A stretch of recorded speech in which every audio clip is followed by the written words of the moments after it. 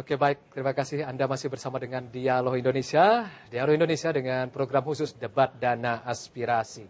Tadi sudah disampaikan oleh Saudara Bung Indra Jaya Piliang, politisi dari Partai Golkar, mengapa Partai Golkar pro terhadap dana aspirasi. Dan sekarang kita mendengarkan pihak kontra terhadap dana aspirasi Saudara aktivis dari media sosial, Bung Benny Handoko. Silakan Bung Benny Handoko, kesempatan Anda. Ya, terima kasih kesempatannya dari Bang Fajrul. Ya. Karena saya orang awam, mungkin saya coba melihat dari perspektif orang awam ya. Kita kan baik. tadi yang soal teolib tadi kan untuk bercanda ya kan.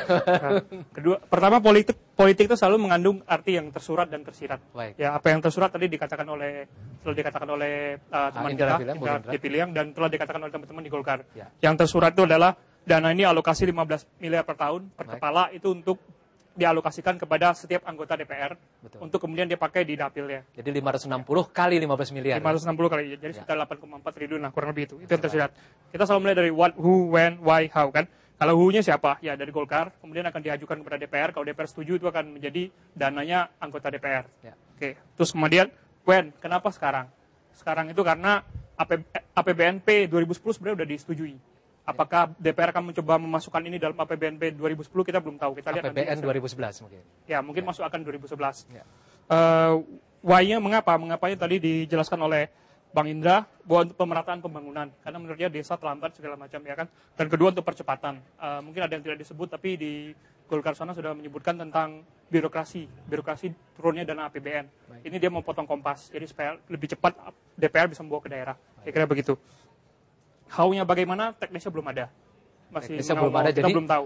Uang dimintakan terlebih dahulu, sementara program belum ada. Ya, kira-kira begitu. Bahkan prosedurnya pun belum ada. Prosedur belum dibahas. Cuman saya jadi bingung, kenapa bisa muncul angka 15M? Kalau prosedur dan teknis segala macam kita belum bahas.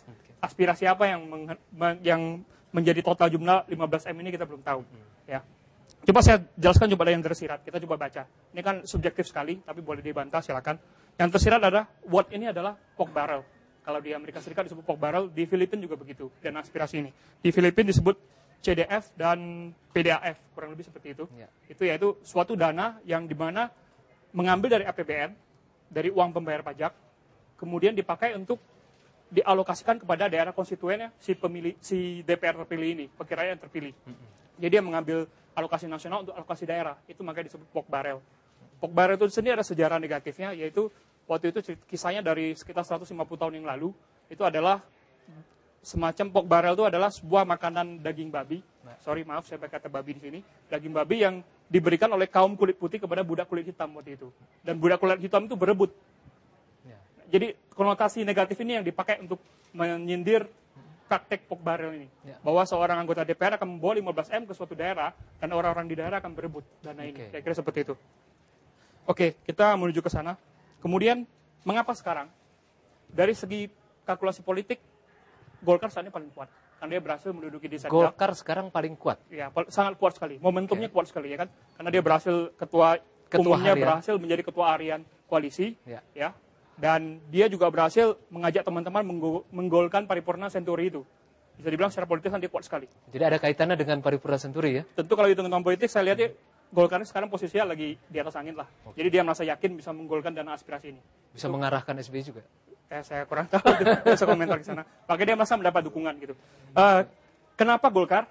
Karena secara hitung-hitungan politis, yang dalam partai tiga besar ini akan mendapat keuntungan politis yang paling gede, paling besar dari dana aspirasi ini.